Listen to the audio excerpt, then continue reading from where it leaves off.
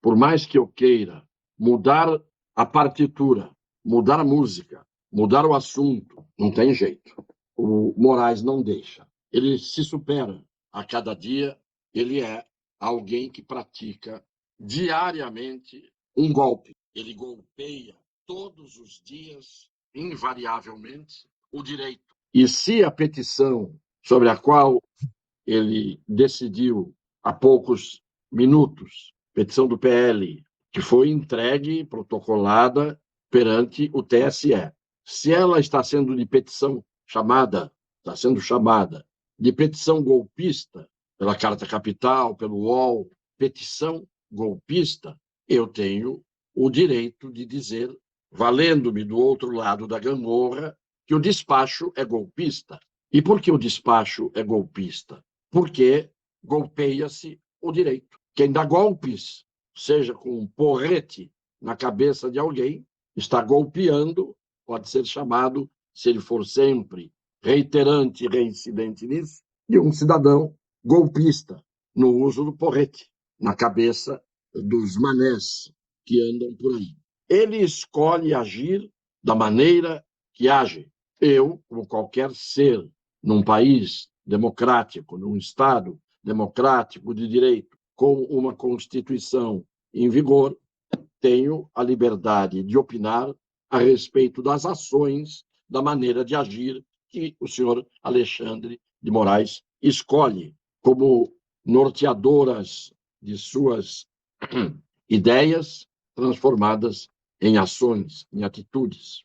Ele, no despacho de hoje, de uma petição protocolada que estava instruída por um parecer técnico de pessoas de alto nível de conhecimento, de tecnologia específica, ele disse que a petição, o teor da petição, é esdrúxulo, é ilícito e revela total má-fé. Ora, uma petição dirigida a um tribunal em que há uma argumentação, em que há um parecer técnico, essa petição protocolada não pode caracterizar um ato de ilicitude. Ilícito é contra o direito. Se eu faço uma petição, protocolo no fórum e o juiz a recebe para examinar, eu não posso dizer que essa atitude do advogado que protocolou a petição é uma atitude ilícita. Eu já vi muitos juízes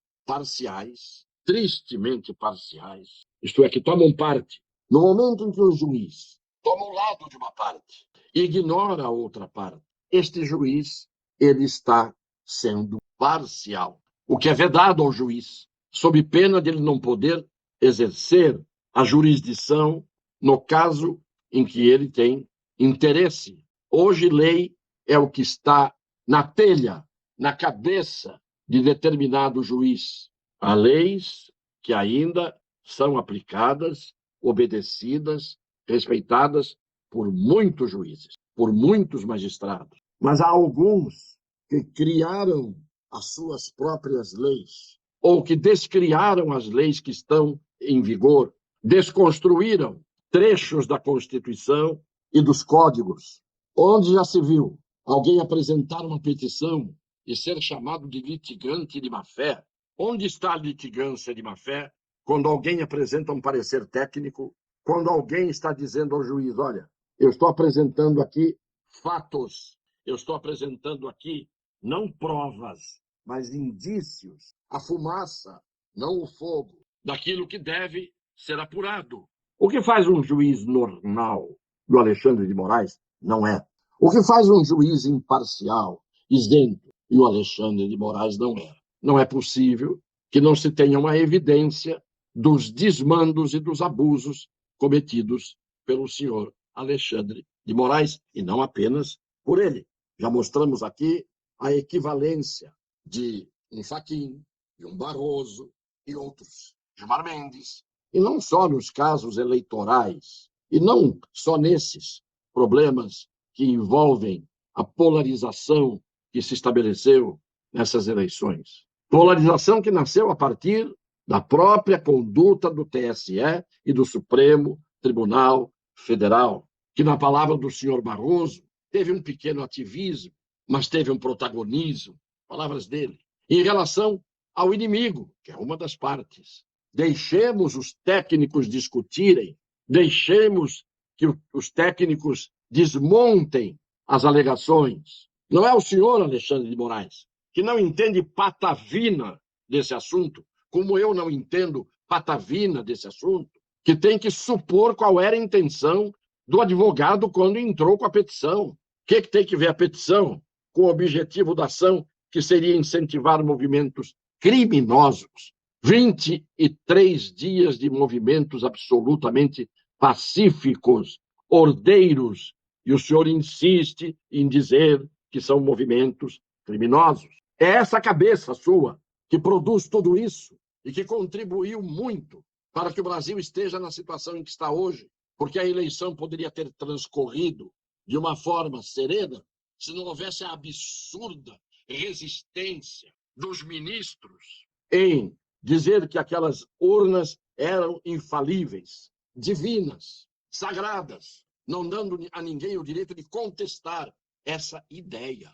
Quando os técnicos do ITA fizeram esse parecer, são pessoas respeitáveis, por que o senhor disse que o partido tem que pagar 22 milhões de reais, mais de 22 milhões, porque fez uma petição? Por que o senhor não processa os técnicos do ITA, que deram um parecer que tem base? Porque se eles deram um parecer falso, se eles cometeram uma fraude no parecer que deram, eles têm que ser punidos. Por que o senhor não fez isso com esses técnicos? Por que os seus técnicos são infalíveis? Por que os outros técnicos não têm fundamento no que dizem? Quando o senhor ameaçava as pessoas que contestavam as urnas, quando o senhor chamou de criminosos uma parte dos brasileiros que usam as redes sociais, chamou de imbecis, a internet deu voz aos imbecis. Foi o senhor, ministro do Supremo, quem disse isso. Como quem disse perdeu o Mané, o senhor Barroso disse perdeu o Mané.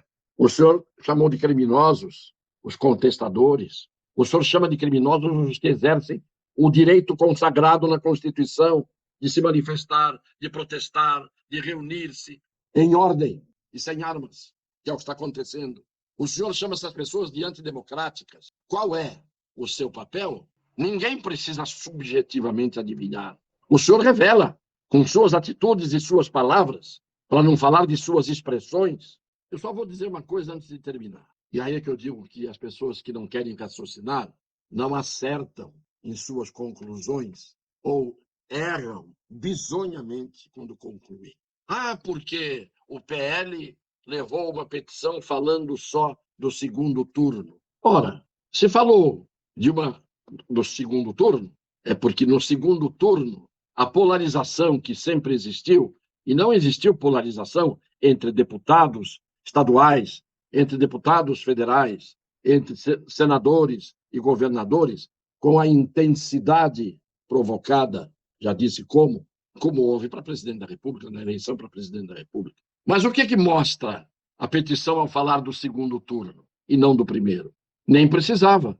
Por que não precisava? Se o argumento de que o PL não pode se queixar das eleições, porque elegeu majoritariamente deputados, senadores, governadores, se ele fez isso, formou a maior bancada da Câmara Federal, abarrotou as assembleias legislativas dos seus eleitos, perder o PL no segundo turno já seria caso para estranheza.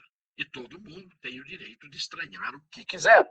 Por que de estranheza? Como é que o PL ganha majoritariamente para governador, para senador, para deputado federal, para deputado estadual, forma a maior bancada na Câmara e perde para presidente? No mínimo, estranhar-se-ia.